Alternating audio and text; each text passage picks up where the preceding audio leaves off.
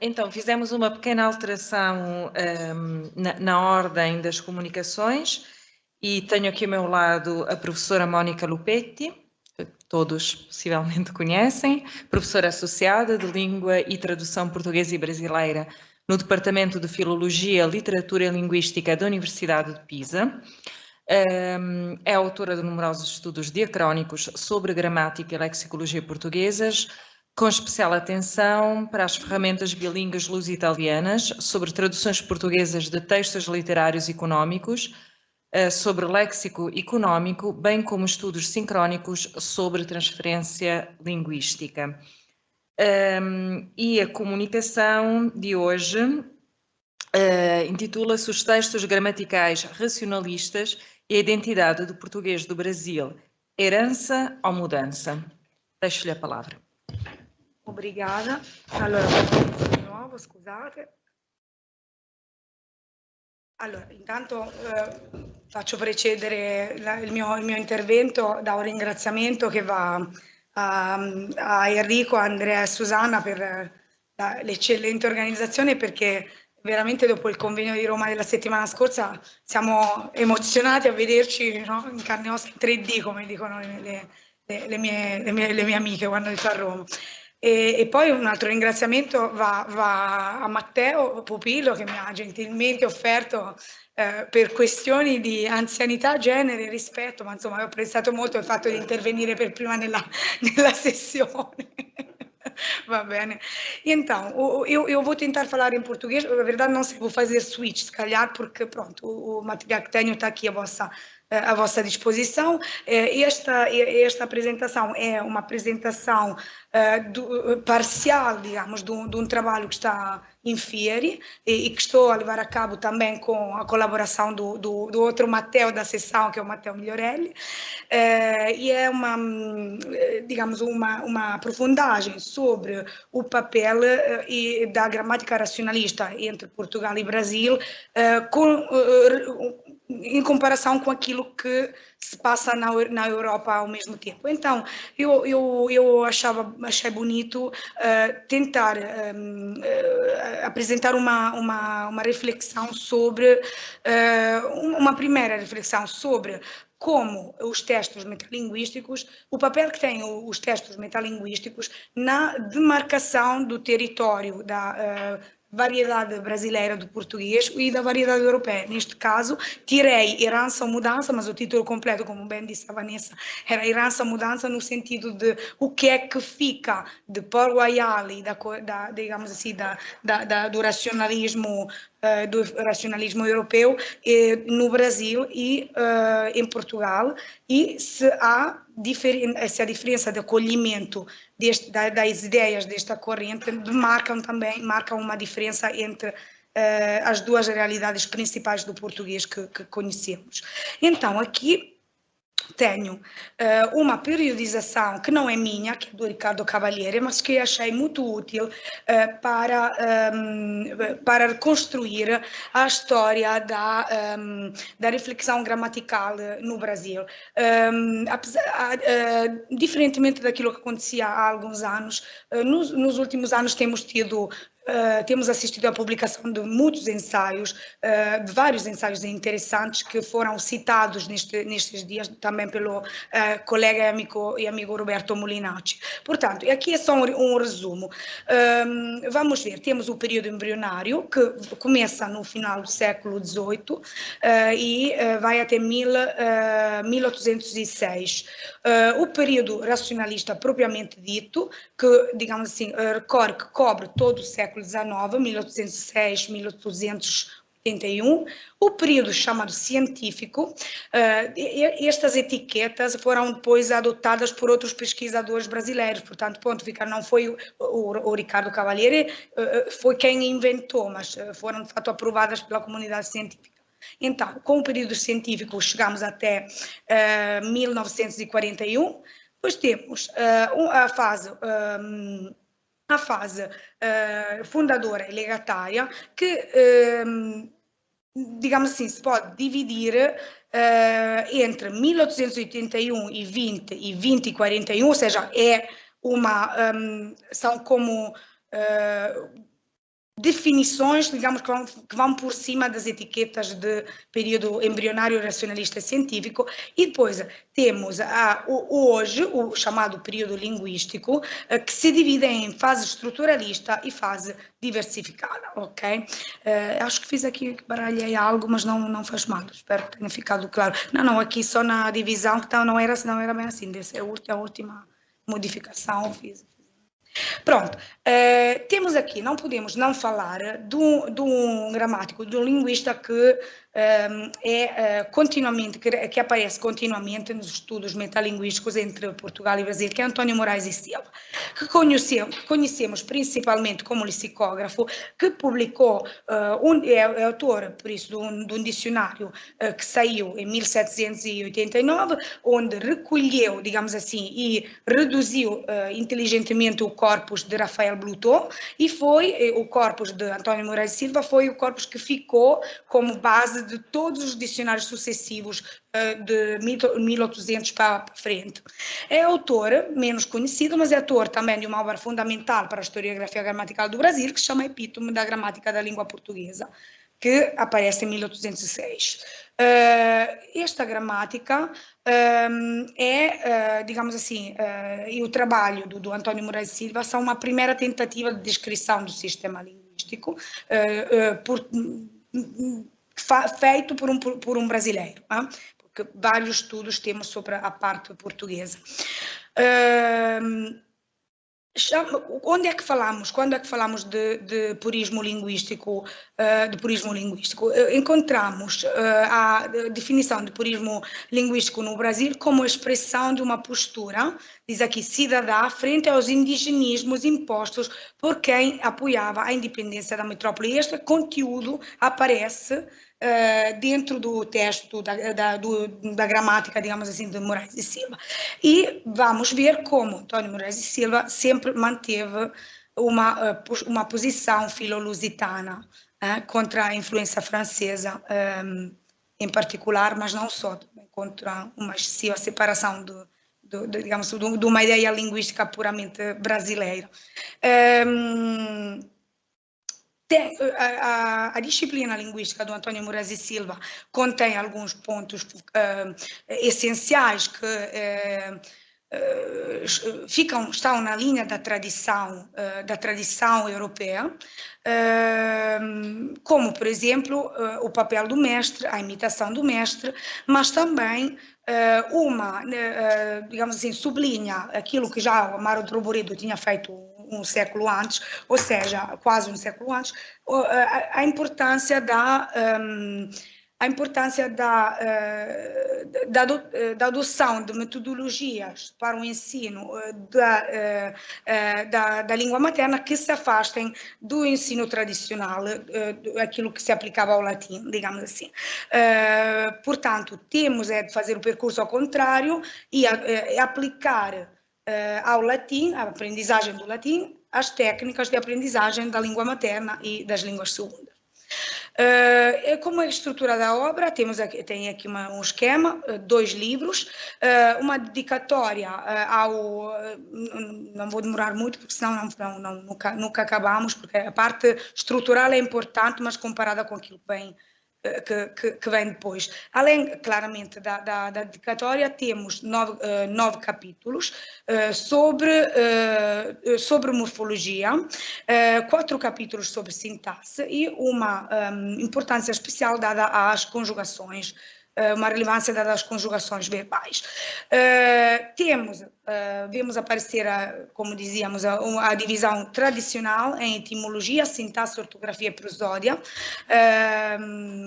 que é, por um lado, ultrapassada pelo livro 1, digamos assim, porque há uma preponderância, sobretudo, da morfologia e sintaxe. Ou seja, o esquema é tradicional, mas em termos de peso das seções, morfologia e sintaxe têm um papel, digamos assim, inovador. Diferentemente daquilo que acontece normalmente com as obras de cunho racionalista, é dada pouca relevância à parte da fonética e fonologia. Temos aqui mais mais traços importantes da obra do António Moraes e Silva, como, por exemplo, vou um pouco mais rápido, porque senão não acabo já as 25 slides que tenho. Dentro da morfologia, o tratamento do artigo, dentro da sintaxe, o tratamento do infinitivo pessoal como atributo das pessoas verbais e o tratamento das preposições, né?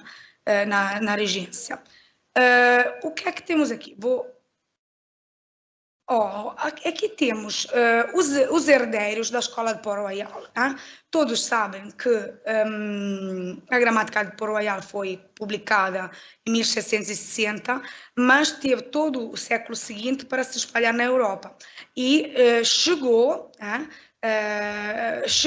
ao Brasil ainda um século depois. Resumi nesta tabela as principais gramáticas que se mexem, digamos, entre uma herança na descrição do português, uma herança da escola de Port Royal e algumas que dão sinal de uma primeira separação, digamos assim, sobre tratamento de tópicos e categorias especialmente. Vemos aqui, nestas gramáticas, sobretudo nas primeiras, mesmo a exposição dos fatos gramaticais feita de acordo com os tópicos típicos do racionalismo. Ou seja, a língua que tem que ser um objeto minucioso de descrição e espelho, digamos assim, do cérebro, da cabeça do cérebro do homem. E a importância da vertente pedagógica. De Portugal chegam,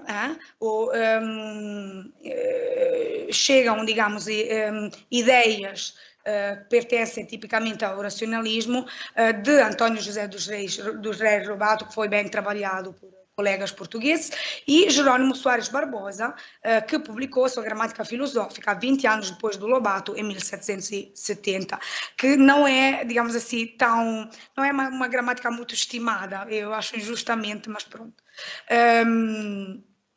Agora, conceito de língua na gramática filosófica. Pensamento tipicamente cartesiano, estava eu a dizer antes, como a língua é vista como produto da razão humana, mas temos também elementos, obviamente, filosóficos que entram de maneira preponderante no discurso linguístico, no discurso sobre a língua, como nunca tinham feito até esse momento. E temos aqui uma oposição tipicamente filosófica entre substância extensa e substância pensante. O que é que dizia Descartes acerca do sujeito? Ou seja, falava de um caráter dualista. A sua visão baseava-se então na existência de duas realidades completamente separadas, como se estivéssemos a falar, de certa forma, de corpo e alma. Um modelo sintático que adotam todas as gramáticas filosóficas na Europa concebe, então, pensa na língua como uma expressão do pensamento lógico, que é assim articulado: concessão, julgamento e raciocínio. Qual é, então, o núcleo racionalista no Brasil? Temos o já citado António Moraes e Silva, cuja obra sai em Lisboa e não no Brasil. Temos o padre António da Costa Duarte, Manuel Soares da Silva Bezerra, Francisco Sotério dos Reis e Júlio Ribeiro. Algumas têm no próprio título a indicação de filosófica, sabem que racionalista e filosófica têm algumas diferenças, mas são mais ou menos indicadas sempre como a mesma coisa, e cobrem, digamos assim, todo o século XIX. Vamos então analisar algumas destas gramáticas e vamos ver como é que se demarcam os limites entre a gramática generale e ragione, scusate il mio francese, di Port Royal, e quais são, pelo contrário, elementos tipicamente do universo tipicamente português e brasileiro. Então, temos como, a nível de estrutura da obra, temos a pontuação à língua como arte de falar, como sempre.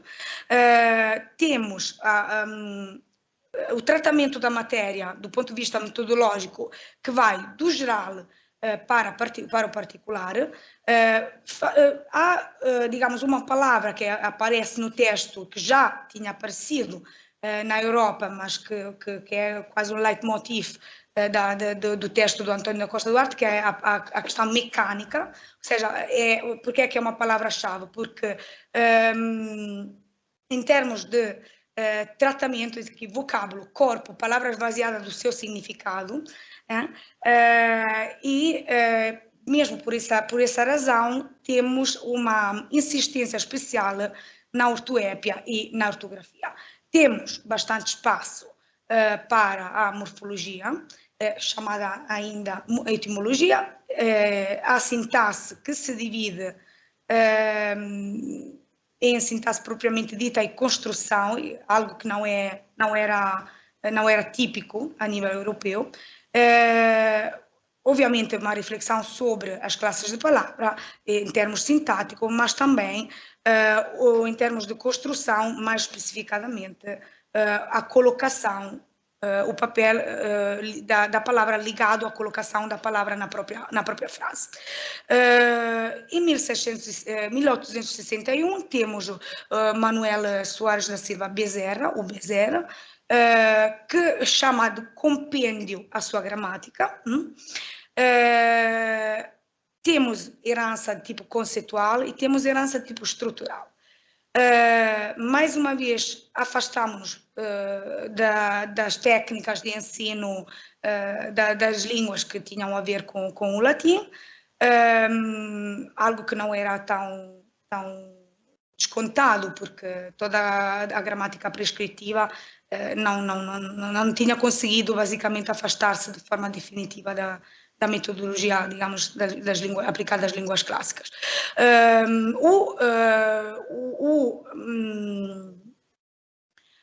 O pensamento, a ideia da gramática como gramática universal e gramática particular, ou seja, temos um raciocínio universal, um discurso geral universal sobre a gramática, e depois temos as realizações práticas e peculiares do português.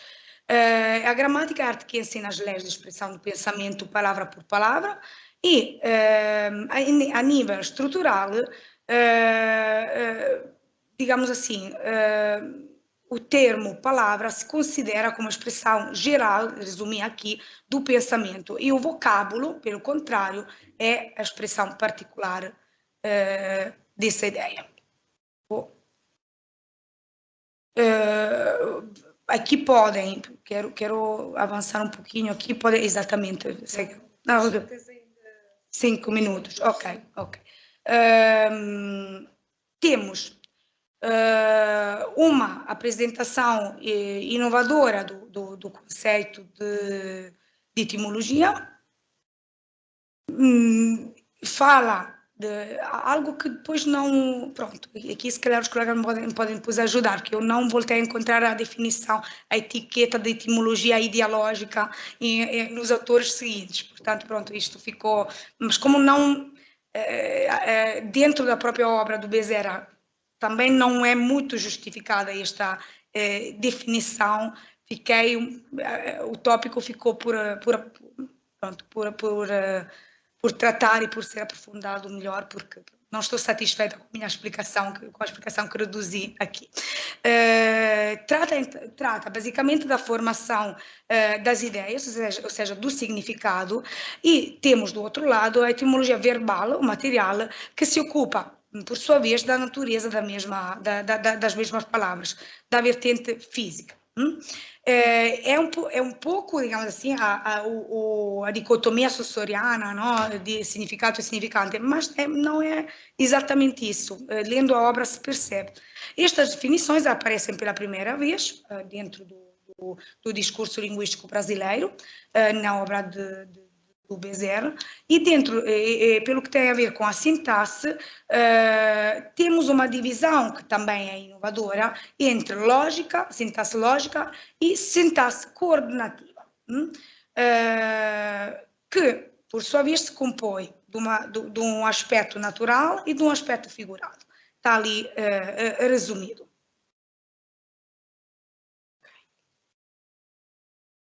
Se calhar vou na frente.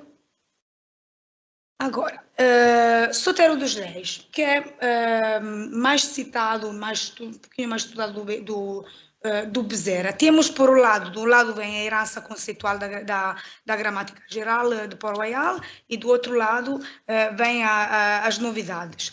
Mantém-se a tradição clássica em etimologia, sintaxe, ortografia e prosódia e temos a reiteração da novidade que já aparecia no Bezerra entre gramática universal e gramática particular.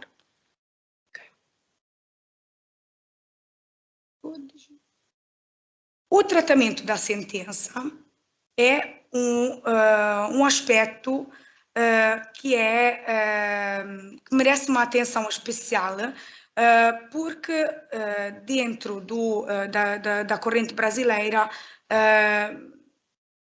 tem, ou seja, apresenta peculiaridades que são só brasileiras, digamos assim.